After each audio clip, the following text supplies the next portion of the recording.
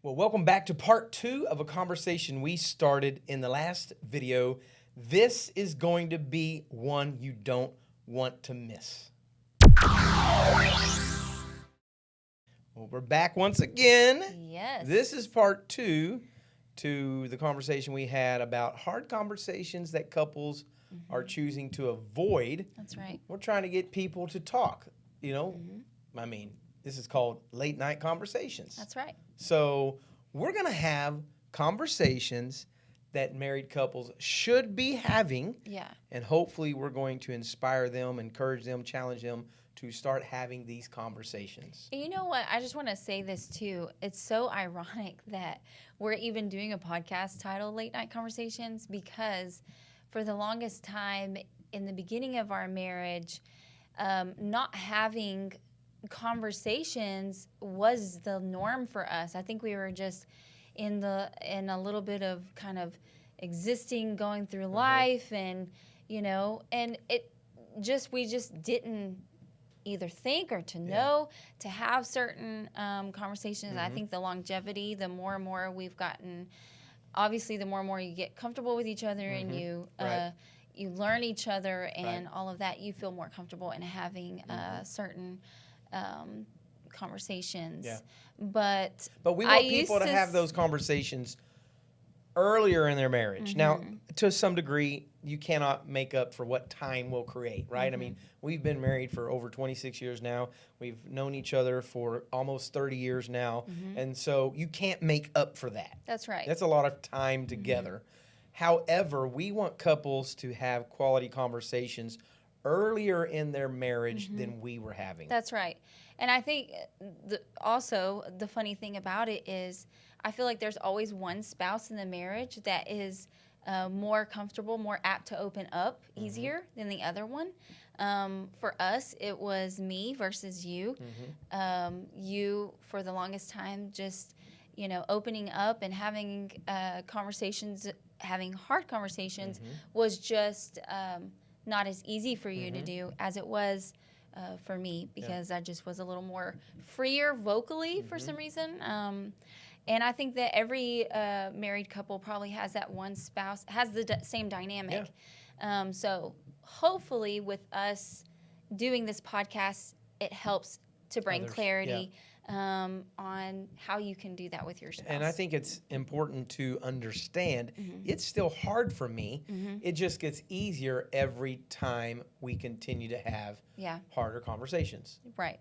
Because I think you learn, if you're conversating well, you learn some tools to it, but you also learn that there's some safety there. Like you learn the goal of the conversation isn't to win an argument.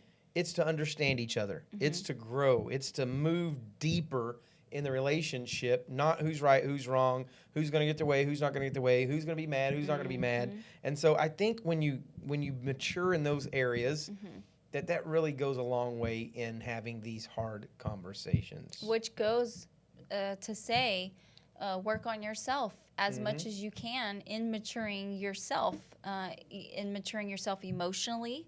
When it comes to just maybe those moments that are harder for you, figure out, go on a journey and figure out, why is this so hard for me to have? Why is this conversation so difficult? What is it that's triggering these emotions inside me every single time this is brought up? I think that is just what we need to do sometimes. And maybe you need to go, and see a counselor that could help you figure out those things, or talking to a really good friend, confide in a really good friend that could maybe help you. So working on yourself, maturing your emotions so that you can be set up to have good quality conversations in your marriage that sometimes aren't easy to have. Right. Yep. But those are the best ones to have. Those are ones that are going to move you, like I said, deeper, more intimate, stronger bond. So without further ado. Yeah. Let's get into it. Hide your kids, but don't hide your wife. Y'all remember that? Hide your kids. You probably don't want to listen to this episode with your kids around. Yeah. Because we're talking about hard conversations related to, and I don't even know. I mean, we're new YouTubers. I don't know if we're going to get flagged for saying it, so we're just going to keep it easy and simple at intimacy. Intimacy, right. So let's just talk about hard conversations with your spouse when it comes to being intimate. That way we don't get flagged. That's right. Right. So we just avoid the word altogether. Okay, so we we'll don't. avoid it. But that's what couples do. Yeah. That's the problem. But But we're not avoiding it today. Right. I mean, so we're just replacing the word Yeah. with something else for the purpose of this video. yes. Okay, so why is conversations revolving around intimacy in a marriage so hard? It just saying that, you know, it's not like we've always been perfect at it. You know, it was hard for us in the beginning, and it got easier as we grew and as we talked and different things. But saying that alone is it's kind of baffling, because like one of the hallmarks of a marriage is intimacy intimate. is the one thing you're supposed to withhold for that relationship. I mean, I can go on a coffee, you know, outing with, you know, a friend. I can go and, you know, I can hug and kiss my mom, you know. I mean, not that kind of, but, you know, I mean, that's not awkward. You know, I can tell my siblings or, you know, a good friend I love them. But there's only one person I'm supposed to be being intimate with. Yet it's like, why do so couples who are married, like, you've got the license giving you full authority Yeah. and, you know, enjoyment in this area, and it's like, oh, we don't want to talk about that. Yeah. You know, I think it's because it puts you in such a vulnerable state, because you are now like having to open up in a scenario that you've never opened up to before, you know, like verbally. Yeah. Because maybe there's maybe a circumstance that you may not be getting your needs met intimately the way you would like to. That's a hard conversation to have with your spouse. And so I think maybe there could be some shame attached to that for whatever reason. Maybe things that you've dealt with in your past or you haven't dealt with in your past. Like there could be so many things that could trigger this conversation being so hard and difficult. Right. But if you learn to have these conversations, you will be better off for it, and so will your intimate life. Right. I think also. Also, the trust factor goes in there too. Like you have to be able to trust each other to have these kind of conversations. Oh, for sure, for sure. I mean, again, it's just kind of weird. I mean, when you really think about it, I'm going to get back to what I was going to talk about, hopefully. But yeah, sorry I interrupted. No, it's fine. No, because I'm interrupting myself now with another thought. But so like, you literally get physically naked with this other human being. Like you got no clothes on together. But you cannot formulate words to share about this act that, I mean, God has given specifically to married couples. That's just baffling. But I think maybe one of the problems is most people, at least my and your age, probably did not hear these conversations growing up in their own home. It just was something that just... You either didn't talk about it just because we don't talk about that. That's personal and that's private. And yes, let's get that off the... I mean, there are things you should not be talking about or sharing with other people. You need to keep those things personal and private between you and your spouse. And if it's to the point where it needs talked about, find a counselor or someone to help you in that area. That's right. But I think it was also like taboo. It's like, ooh, we're using a almost bad like word. It's, isn't this dirty? Isn't it's like, you know, I don't know. I don't understand now at this point in time in my life why, like, and here's where it's the worst, you know, suppressed and not talked about. In heterosexual, I'll just say it, you know how it is. I mean, you know, male and female married Christian homes. Okay, so Male and female, that's God's design. Mm-hmm. Married, that's God's design. Christian home, yeah, that means you're honoring God. Yeah. Yet you're the home that talks about it the least. Yeah. I think we need to get over that and realize that, like, there's actually some health, I think, in talking about things appropriately. Yeah. In the home.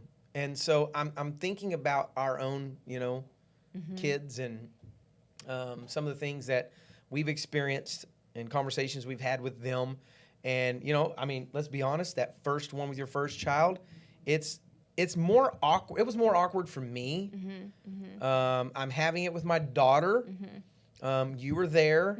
But it was more awkward because I didn't know how much information to share. Right. And I think across the board, I think pretty much every parent will agree it's very an awkward conversation to have, which is probably why our parents didn't really have it with us in the generations before us, because it was just something that I think was known that, well, you'll just figure it out one day. You know what I'm saying? Like, there's no need to talk about it. You'll just figure it out. Yep.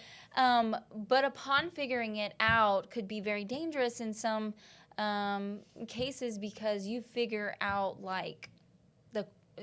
crazy stuff, or just it just gets to where when you actually get married, you still carry this, like you said, taboo thing where you feel like you're not even supposed to be having this conversation, even though you're my spouse, and even though we're supposed to be having the conversation. Like, even though we've done the act, it's like, but it's supposed to be hush hush. Like, so we just want to clear the air and let's make you feel just a little more comfortable in having this tough conversation with your spouse.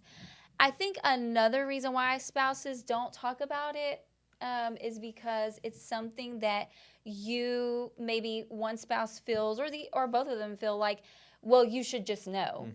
You should just know how, things are. You should just know how I like it. You should just know how, all that stuff. Well, we're not mind readers.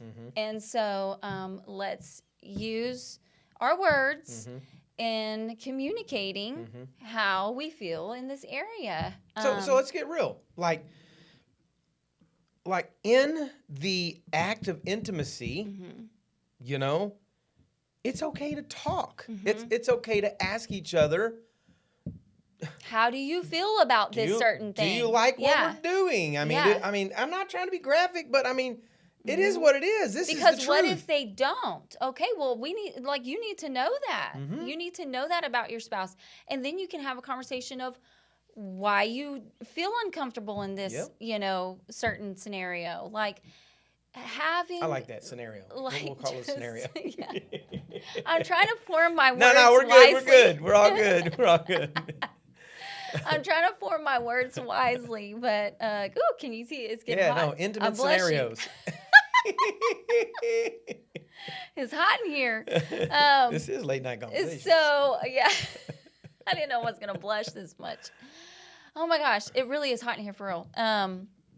So, I think that you need to know the challenges behind how you feel about certain intimate, things. If you don't want it, that needs to be communicated. I don't like it when this happens, or I do like it when this happens. I want more of this. I don't want more of that. Like, it's not hard, but yet it is for so many. Right. So maybe because of the way it'll be perceived from the other spouse. Right. Maybe we're afraid to show our feelings on certain things because we don't know how the other person is going to take it or feel, or what are they going to think of me, and all this stuff. So we just need to, I go back to being mature, in the last podcast we talked about finances and being mature in our words and stuff like that. I feel like the same thing can happen when you're talking about being intimate with one another. Let's be mature. Yeah. And be open and be honest, because we don't know what we don't know. Right. That's true. Yeah. And so also it's love, right? Mm-hmm. It's about love. Like, it's about the quality too. I know we'll get into this more, quantity versus quality. That's always been a big thing in relationships and marriages and stuff. And so we need to have those conversations. Yeah, have a conversation with each other. You got to have the conversation with each other. Yeah. I mean, I don't know how many more times we can say that. Talk to each other. Yeah. Stop telling your friends about, I ain't getting none and they don't ever want. Man, talk and then you to start your bashing your spouse about, and that spouse isn't even there. Like, you're they can't even do nothing about it. You're bashing your spouse to bro man. Yeah. Bro man ain't gonna do nothing about it. Listen, go home, talk to your spouse. Talk to the one this that can situation. do something about it. Man, okay, so there is that thing that comes up often in this area called frequency. And so I think, we're not scientists. We're not, but generally, the younger you are, the more frequent the desire is there because of hormones and life and all that. The older you get, frequency might or might not, doesn't have to. I'm just saying in general, I'm generalizing. It might change. But throughout every season of life, this is something that, we've learned is you've got to talk to each other about the frequency to make sure both people's needs are being met. I mean, which means all the way back to teamwork. Okay, this person says, I'm always tired. And the other person says out 5 times a week. So you got to come. So we need to come find together a and figure out happy how we medium. can. Yes. Yeah, because you're probably not going to get none because this person's going to be dissatisfied in this area. Doesn't mean they don't love you. They're just dissatisfied in this portion of the relationship, which, by the way, is the only portion of the relationship that you're supposed to be having this need met. But this person might have to say, okay, well, it's not all about me. And so it's give and take. This is a partnership. This is teamwork.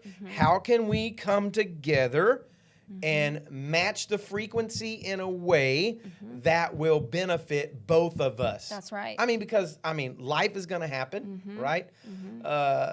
This is something that some people say. I don't know. We've never done this, that I'm aware of. Unless you did it without me knowing. They're like, schedule it. Yeah. I don't know. Schedule it if you need to schedule it. We've need to. Never had to schedule it or never tried to schedule it, but, I don't know. I don't even know how it works, Yeah. Get your calendar out. Yeah. What do you got going on Thursday? I don't even know. Yeah. But, hey, some people say that's what they need and that's what works. Yeah. So if it works, again, if it works talk for you. about it. Get it on your calendar. Yeah. That's right. Yeah, exactly. But I think, too, is just so I think because you trust each other, right? In this scenario, you're having this conversation because you do trust each other, as you should. There's nothing that you need to have your spouse feel that there's nothing that they can't talk to you about. Yeah. I think that goes with trust. I think that goes with feeling safe in the most vulnerable moments. And because in this area, there's going to be brokenness. There's going to be issues that either have been, that have impacted each other, maybe even outside of that relationship, maybe in childhood. There's issues that maybe were brought into the marriage. There's issues maybe that has happened within the marriage. And talking about those and being open and honest with those and working through those is the only way to become healthy in this area once again, if it happens to be unhealthy in the moment.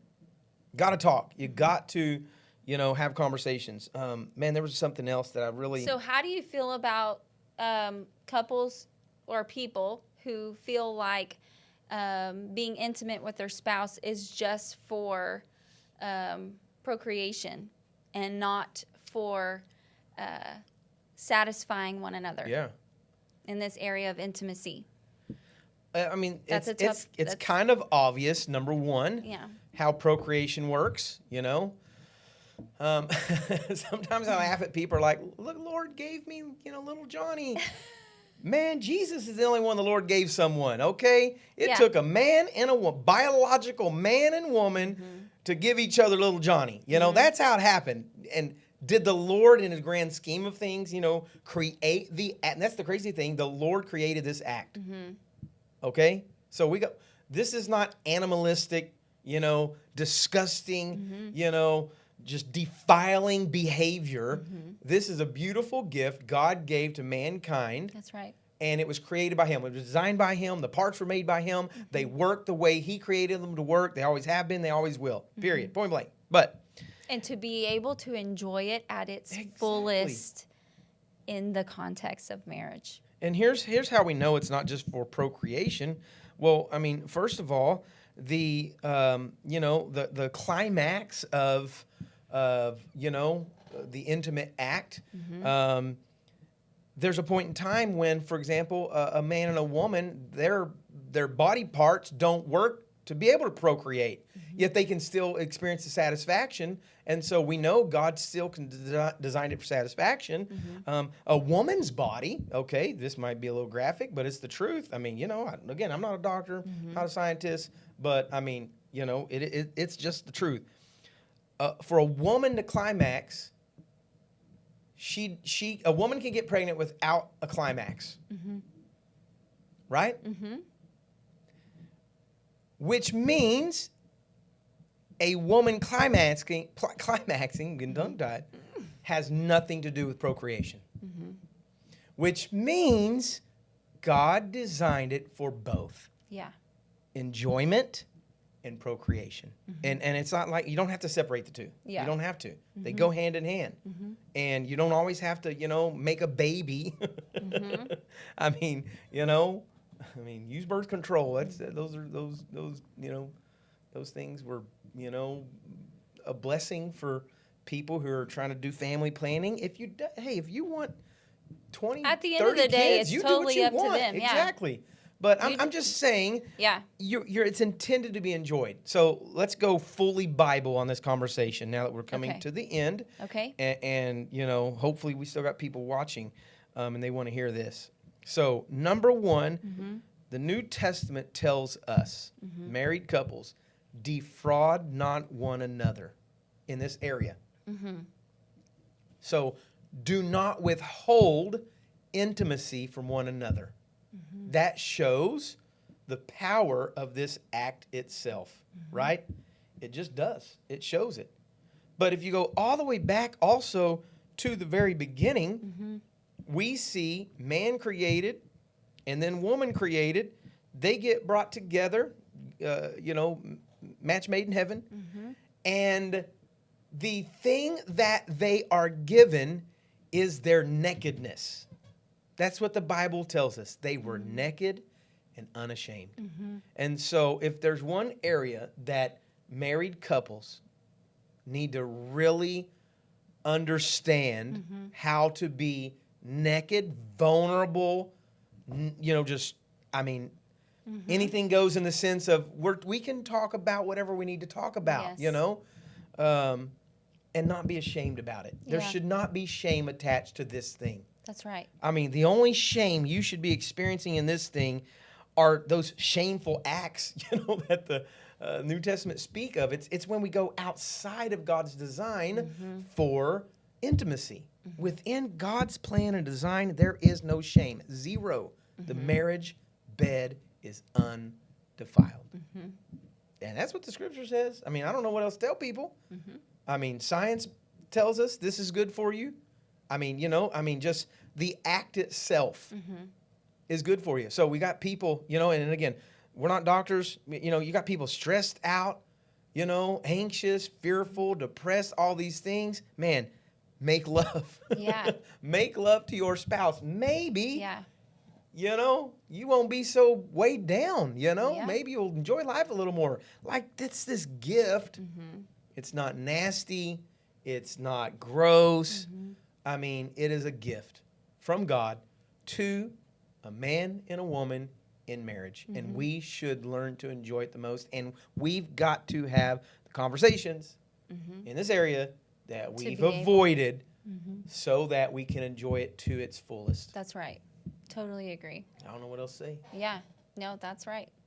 And I think that by having those conversations that are difficult, like I said, we understand that there may be some hurt Yeah. in this area. There may Yep. be some trauma in this area. We are so sensitive to that.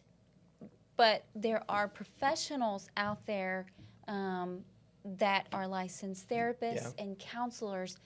Their job is to help you work through all of that stuff so that you can experience just Freedom. in this area of Healing. intimacy. Yeah. Like, you want to be satisfied, you want to be fulfilled in this area with your spouse, whom you chose and you said, I do too. And it's hard to be married and not be intimate. I have a question, like, is that even being married? Yeah. If we're being married and not being intimate, I think it's just existing. I just don't think that that's the way God would. Unless you're praying or fasting. Yeah, I mean, but also be open with each other. Like, be honest. Okay, I don't want to today. I don't want to tomorrow. You know what I'm saying? Or I do want to, like you were saying earlier, like, schedule it out if you have to. Like, but you can't just assume. Yeah. You need to have those conversations. Don't let it become a source of anger, frustration, or I'm doing this because it's my duty as a wife, or I'm doing this because my duty as a husband. It's passionless. I mean, you're gonna end up resenting each other. Yeah. That's what you're gonna end up doing, and so that's not the goal. Yeah. The goal is to enjoy each other. Yep, that's right. And again, as my wife said, if you've experienced trauma in this area, find you a good, licensed professional counselor That's to right. help you work through it so that you can find some freedom and some healing on the other side. So that if you are married, you know, if you're married, you want this to be something that is sacred, something that is fulfilling. And so spouses, if your significant other has experienced trauma, give them some space and some grace. That's Walk right. with them down a hard, difficult path to find healing, and so that you can both enjoy your intimacy the way God designed it to be created. Unfortunately, Yes. we live in a broken world. I mean, things happen, people have a history, and so we just got to learn to get the proper help for that. That's We're right. here to be proactive. We Yeah. are here to help you get ahead of the ball game. That's right. You know, so if you enjoyed this episode, and I bet you did, why don't you hit that subscribe button? Because we talked about intimacy. Yeah, we were open and honest today. So And leave us a comment. Hey, leave us a comment. Don't make it crude, man. Don't make us delete comments. Leave us honest comments on this situation. And then like and share this. And we will see you again. Thanks for watching.